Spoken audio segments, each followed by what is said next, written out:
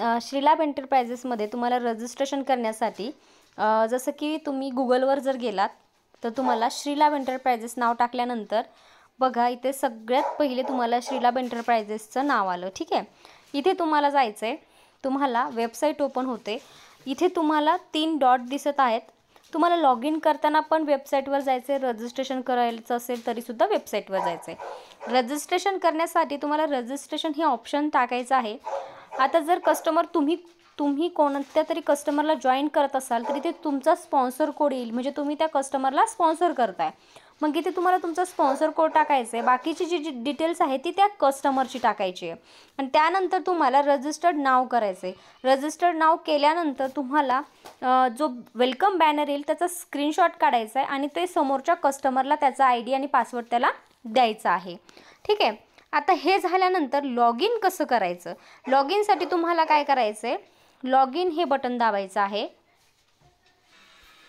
आता तुम्ही हे अशा पद्धतीमध्ये प्रत्येकाच्या नावाने आपापलं पोर्टल ओपन होतं। पोर्टल ओपन झाल्यानंतर इथे तुम्ही पाहू शकतात, इथे बघा, इथे तुमची यूजर डिटेल्स म्हणजे इथे तुमची माय डायरेक्ट, माय टीम असं तुम्हाला हे बघा, हे असं तुम्हाला दिसतं, माय टीम, माय यूजर्स। ठीक आहे, त्याच्यानंतर माय टीम म्हणजे तुमच्या टीममध्ये कोण आहे, किती नंबरला आहे, हे सगळं तुम्हाला दिसतं।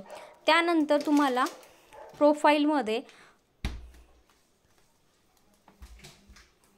इथे तुम्हाला विड्रॉल अमाऊंटमध्ये तुमचं विड्रॉलसुद्धा दिसतं।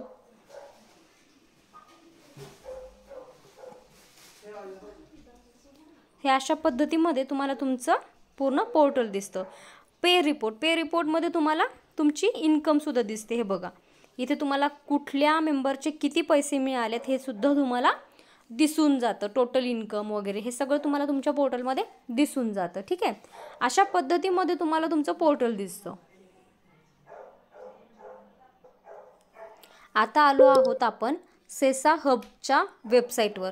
आता तुमचं जे यूजर नेम आणि पासवर्ड तुमचं जे तुम्हाला मिळालेलं होतं, तुमचा जर गोल्ड आणि डायमंड असेल तर सेसा हब तुम्हाला फ्री ऑफ कॉस्ट मिळते आणि जर तुमचं फक्त सेसा हबचं जरी असेल तरी तुम्हाला त्याच फॉर्मॅटमध्ये रजिस्ट्रेशन करायचं आहे। आता तुम्हाला सेसा हबची कोडिंग सोडवायची आहे तर तुम्हाला बघा इथे जायचं आणि इथे तुम्हाला लॉग इन करायचं आहे, सेम त्याच पद्धतीमध्ये लॉग इन करून तुम्ही आतमधली कॅप्शन सोडवू शकतात। तर हे अशा पद्धतीमध्ये तुम्हाला पहिले श्रीलॅब एंटरप्राइजेसमध्ये यायचं आहे, श्रीलॅब एंटरप्राइजेसमध्ये रजिस्ट्रेशन करायचं आहे, तिथे लॉग इन करून तुम्ही तुमची टीम वगैरे सगळे पाहू शकतात आणि सेसा हबची कोडिंग करण्यासाठी तुम्हाला sesahub.in वर येऊन तुम्हाला तिथे तुमचं लॉग इन करून तिथे तुम्ही कॅप्शन सोडवू शकता। तर हे अशा वेगवेगळ्या पद्धतीमध्ये तुम्ही हे वर्क करू शकतात।